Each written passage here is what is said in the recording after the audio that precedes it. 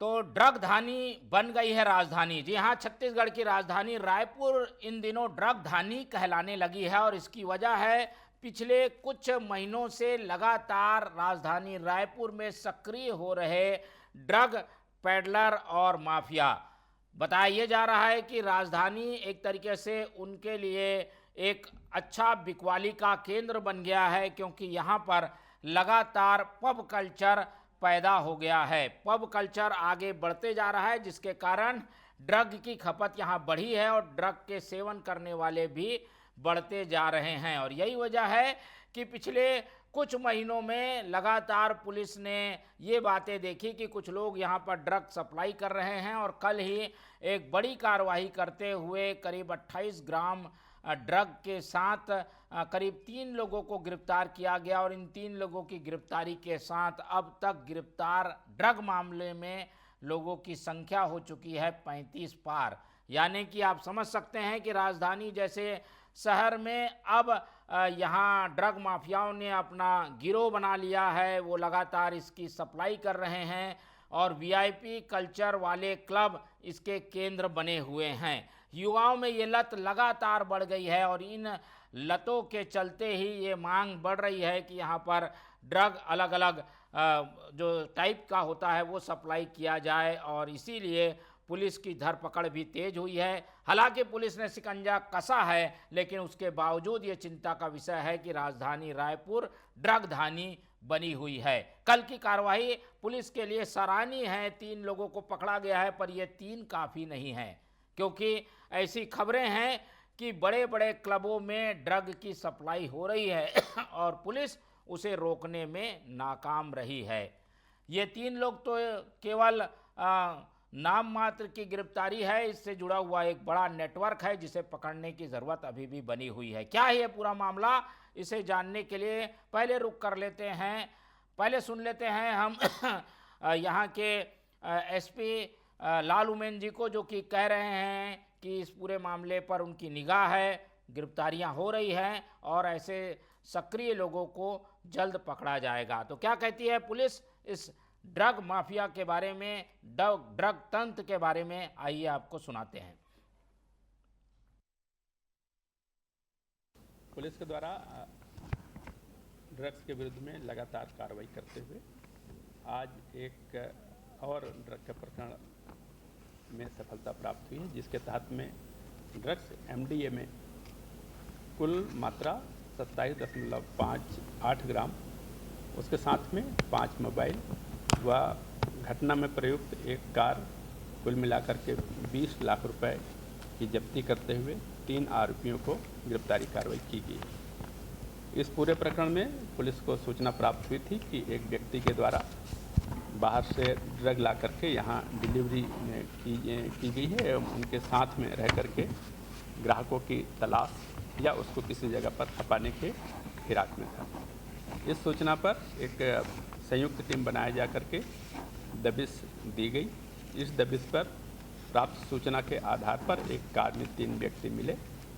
पूछताछ बाद इनकी तलाशी कार्रवाई किए जाने पर इनके कब्जे से 27.58 ग्राम ड्रग एवं 5 मोबाइल फ़ोन बरामद हुआ है।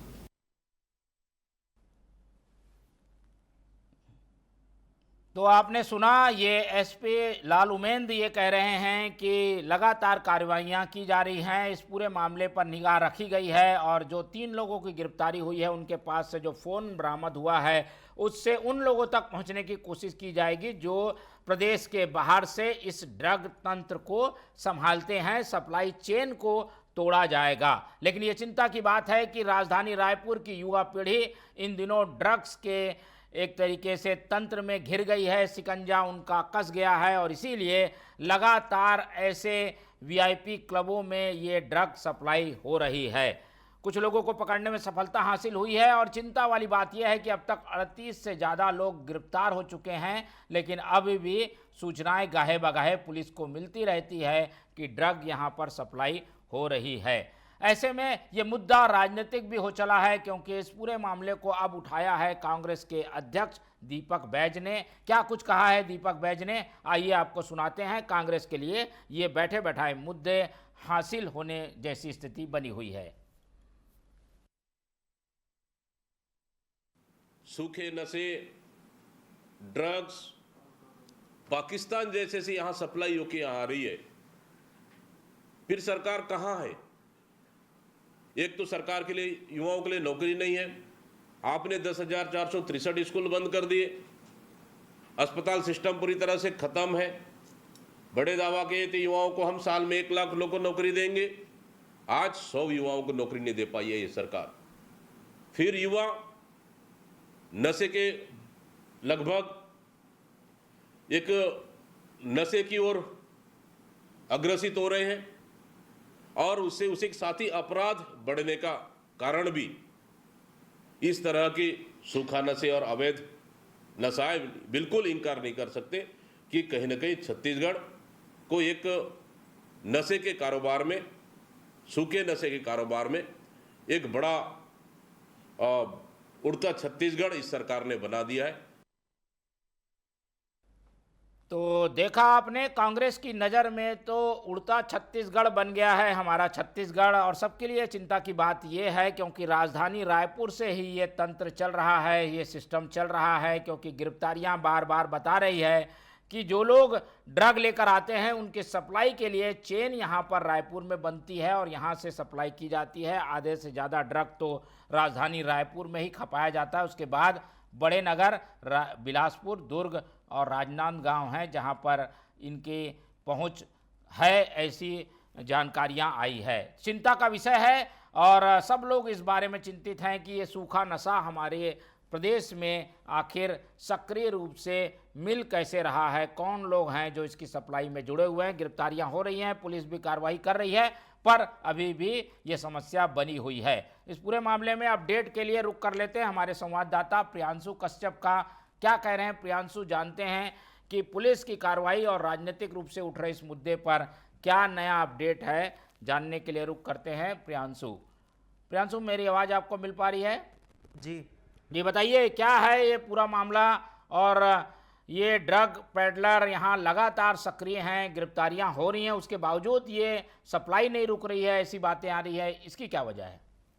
बिल्कुल, देखिए बीते पिछले महीने में तकरीबन 38 पैडलर पकड़ाए हैं। पैडलर यानी जिनके द्वारा जो है पूरे जो नशे के सामान है उसको लोगों तक पहुंचाया जाता था। ऐसे में अब जो खेमा पकड़ाया है, जिसमें 2 ऐसे खेमे पकड़ाए हैं जिनका सीधा कनेक्शन पंजाब और पाकिस्तान से बताया जा रहा है। पाकिस्तान से जो है पंजाब के माध्यम से जो ड्रग है वो पहुंचता है और उसके बाद पंजाब का जो लवजीत सिंह नामक जो व्यक्ति था वो जो है पंजाब से फिर वो रायपुर पहुंचाता था इस पूरे सामान को ट्रेन के माध्यम से। और उसके बाद यहाँ के जो लोकल पैडलर्स हैं उनके माध्यम से ये पूरे छत्तीसगढ़ में सक्रिय होता था।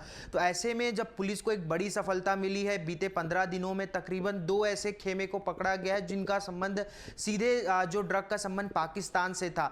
तो अब उसके बाद इस पूरे चैन को तोड़ने के लिए पुलिस अलग अलग एंगल से जांच कर रही है। पंजाब पुलिस से भी मदद ली जा रही है, वहाँ जो पैडलर थे उनकी गिरफ्तारी भी हुई है और उसके बाद जो चैन बना हुआ है इनका, उनको तोड़ने की कोशिश की जा रही है। और साथ ही साथ जिस तरीके से हाईटेक रूप से जो इस पूरे ड्रग्स को या फिर जो एमडी नशा जिसको कहते हैं उसको पहुंचाया जाता था लोगों के पास, वो व्हाट्सएप कॉलिंग के माध्यम से था। यानी किसी भी प्रकार का कॉल रिकॉर्डिंग ना हो, व्हाट्सएप के जरिए जो है कॉल किया जाता था। और ऐसे जगह पर लेकिन पुलिस तो कह रही है कि हम तंत्र को तोड़ चुके हैं, सिस्टम उनकी निगाह में है, गिरफ्तारियां हो रही है। तो क्या माने अब ये जो सप्लाई है वो चेन टूटी है, अब नहीं मिलेंगे ऐसे मामले, ये उम्मीद करें क्या?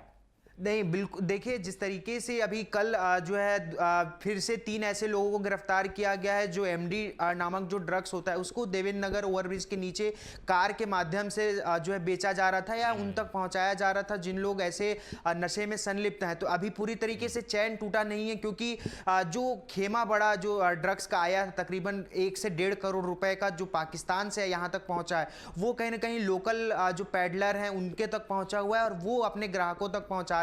तो उन ग्राहकों तक भी पुलिस पहुंचने की कोशिश कर रही है। उनके व्हाट्सएप कॉलिंग और जो ऑनलाइन पेमेंट हुआ है उनके उसके माध्यम से वो लोगों तक पहुंच रही है। उनको रिहैब कैंप या उनको समझाने की कोशिश की जाएगी कि ये सब नशे को किस तरीके से छोड़ा जाए। लेकिन पुलिस बीते 1 से 2 महीनों में लगातार एक्टिव हुई है।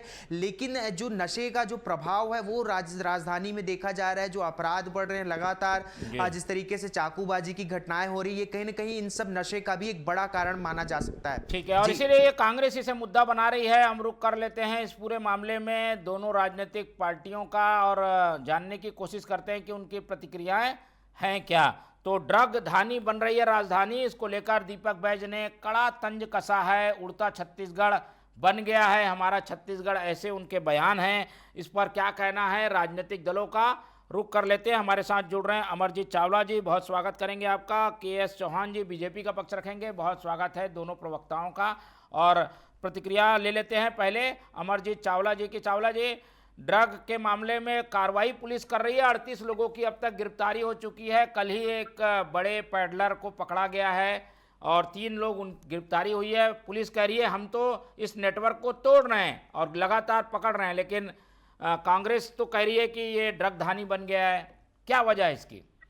देखिए तिवारी जी, सबसे पहले आपको ये समझना होगा कि आप क्या कह रहे हैं उसकी वैल्यू नहीं है, आप क्या कर रहे हैं उसकी वैल्यू है। आज स्थिति ये है कि नशे के कारोबार में भारत के कई राज्यों को पीछे छोड़कर छत्तीसगढ़ अब देश का 7वां सबसे बड़ा नशा बेचने वाला प्रदेश बन चुका है।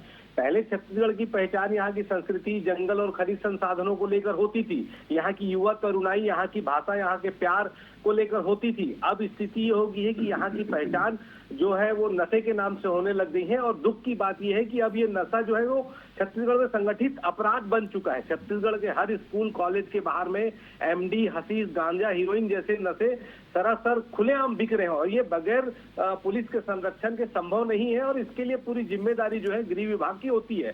पहले छत्तीसगढ़ में हम सुनते थे कि सिर्फ गांजा, शराब और अफीम मिलती है।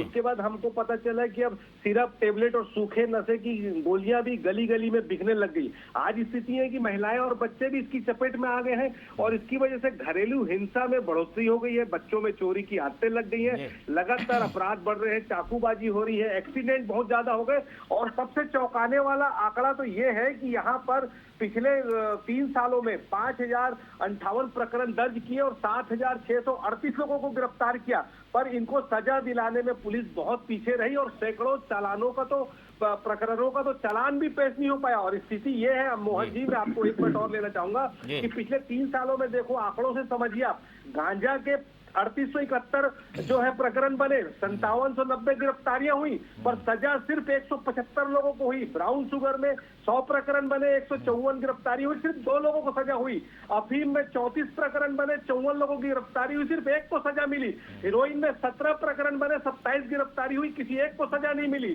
चरस में 16 प्रकरण बने, 30 की गिरफ्तारी हुई, किसी एक को सजा नहीं मिली। एमडीएम में 7 प्रकरण बने, 11 की गिरफ्तारी हुई, 1 को भी सजा नहीं मिली। आंकड़ों के साथ काफी अपडेट है। चावला जी, जवाब भी ले लेते हैं चौहान जी का। चौहान जी, ये बात भी सही है कि पिछले कुछ महीनों से नशे का कारोबार बढ़ा है। ये इसलिए भी दिख रहा है क्योंकि गिरफ्तारियां लगातार हो रही है, तो ऐसा लग रहा है कि अरे इतने सारे नशे के तस्कर यहाँ सक्रिय थे, गिरफ्तार हो रहे हैं।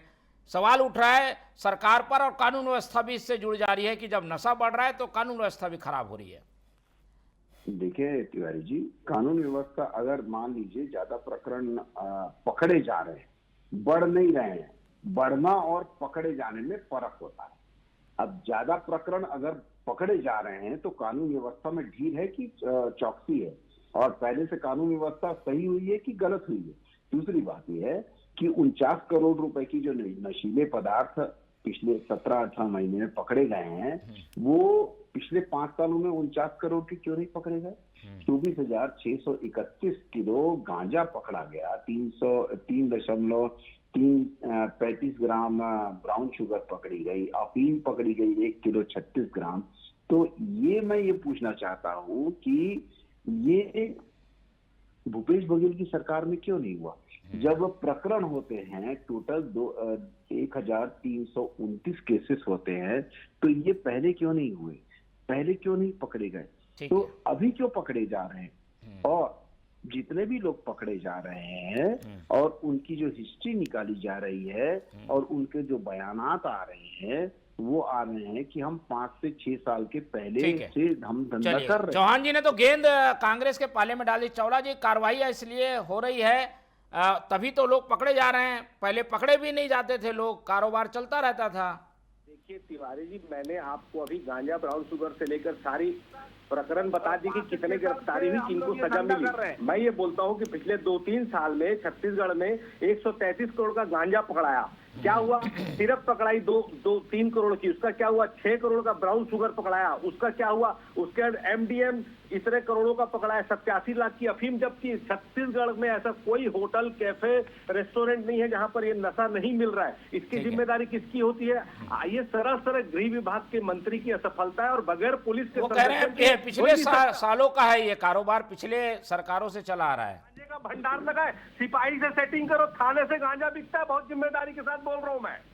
तो ये स्थिति जो बनी है, ये सिर्फ पुलिस विभाग की असफलता है, गृह मंत्री की असफलता है। और छत्तीसगढ़ की सरकार क्या इंतजार कर रही है कि उड़ता छत्तीसगढ़ बन जाए तब कार्रवाई करेगी? इनको छत्तीसगढ़ की युवा तरुणाई को नशे के दलदल में झोंकने के अपराध बोध से चुल्लू भर पानी में डूब बनना चाहिए। एक तो ये कार्रवाई कर चौहान जी जल्दी जवाब दे दीजिए। ठीक है चौहान जी, आश्वासन दे दीजिए कम से कम ये ना हो आगे, और कारोबारी है जो है उनको पकड़ा जाएगा और सजा भी दिलाई जाएगी। कई बार पकड़ा जाता है, सजा नहीं मिल पाती है। तिवारी जी, हम आश्वासन नहीं करते, हम सिर्फ आश्वासन नहीं देते हैं, हम काम करके दिखाते हैं, जैसे काम करके दिखाया है। आप मेरे को ये बताइए कि इतना बड़ा जो जाल है, क्या आप खुद इतनी पत्रकारिता कर चुके हैं, आपके पूरा जीवन पत्रकारिता में गुजर गया है, क्या ये 3 दिसंबर 2023 के बाद से चालू हुआ होगा? तो और जितने भी लोग पकड़े जा रहे हैं उनकी जो हिस्ट्री खंगाली जा रही है, तो क्यों 5 से 6 साल पुरानी हिस्ट्री निकल रही है? तो ये भी तो देखिए। तो अधिकतर लोगों की, जितने भी लोग पकड़े जा रहे हैं तिवारी जी, उनकी जो हिस्ट्री है वो 5 से 6 साल पुरानी हिस्ट्री निकल रही है, अधिकतर 80-90% लोगों की। चुल्लू भर पानी में तो कांग्रेस के नेताओं को डूब मरना चाहिए, चुल्लू भर पानी में उसको डूब मरना चाहिए जो जिसके विभाग की कोर कमेटी की मीटिंग होती थी और उनको बुलाया नहीं जाता था। चुल्लू भर पानी में उसको डूब मरना चाहिए कि जो संसद में क्वेश्चन आंसर जब लगे रहते गृह मंत्रालय के, और ये घर में बैठे रहते थे। पल्ला झाड़ा नहीं जा सकता ना चौहान जी कि पिछले सरकार पर जिम्मेदारी थोप दी जाए। अभी आप लोग हैं, आप लोगों से सवाल पूछा जाएगा। डूब मरना चाहिए जो इस चीज पर पर्दा डाल रहे, चुल्लू भर पानी में उसको भी डूब मर जाना चाहिए जो इसके खिलाफ आवाज नहीं उठाते थे। चुल्लू भर पानी में उसको डूब मर जाना चाहिए। नहीं, पहले राजनीतिक किसी भी जनप्रतिनिधि या कार्यकर्ता होने के पहले आप छत्तीसगढ़ के नुमाइंदे हो, अपने भारत के एक नागरिक हो, आपको देखना चाहिए कि हमारा समाज किस साइड जा रहा है। चुल्लू भर पानी में तो दोनों पार्टियों को जिम्मेदारी निभानी होगी। चावला जी जल्दी से जवाब दे दीजिए, फिर हम वाइंड अप करेंगे। जी मोहन जी, चोरी ऊपर से सीना चोरी, सैया भाई कोतवाल तो डर कहेगा। आज अगर छत्तीसगढ़ में अंतर्राष्ट्रीय ड्रग तस्कर का नेटवर्क पकड़ा रहा है तो इनको शर्म आनी चाहिए। केंद्र में भी इनकी सरकार है और छत्तीसगढ़ देश के मध्य भाग में स्थित है। अगर छत्तीसगढ़ में अंतर्राष्ट्रीय ड्रग तस्कर आ रहे हैं, नाइजीरियन गिरोह आ रहा है, तो इसके लिए पूरी तरह से केंद्रीय गृह मंत्रालय और प्रदेश का गृह मंत्रालय दोषी है और पुलिस के संरक्षण में ही ये सब हो रहा है। आज VIP रोड चले जाओ, रायपुर के हर होटल, कैफे, रेस्टोरेंट के बाहर नशा बिक रहा है और ये तभी संभव है जब पुलिस विभाग का संरक्षण है। उसके बगैर संभव नहीं है। इनको जिम्मेदारियों से बचना आता है, ये झूठ बोलते हैं। सरकार इनकी है तो सवाल इनसे पूछा जाएगा। अगर कोई गड़बड़ी होगी तो जिम्मेदारी इनके ऊपर आती है, इनको जिम्मेदारी लेनी चाहिए। और चलिए, जिम्मेदारी अभी सरकार की है, सरकार को जवाब देना होगा, लेकिन कार्रवाइयां भी हो रही हैं, इससे हम पल्ला नहीं झाड़ सकते। लेकिन सबके लिए चिंता की बात है कि ड्रग लगातार राजधानी में आ रहा है। इस पूरी चर्चा में हमारे साथ चौहान जी जुड़े, उनका धन्यवाद, और अमरजीत चावला जी ने अपनी प्रतिक्रियाएं दी, उनका धन्यवाद। तो दोनों ही पार्टियां एक दूसरे पर इस जिम्मेदारी को डालने में लगी हुई हैं कि आखिर ये किसके समय में बढ़ा, लेकिन बढ़ा उससे ज़्यादा जरूरी है इसे रोका कैसे जाए। इस पूरी चर्चा में हमारे साथ हमारे संवाददाता प्रियांशु कश्यप भी जुड़े, उनका बहुत धन्यवाद।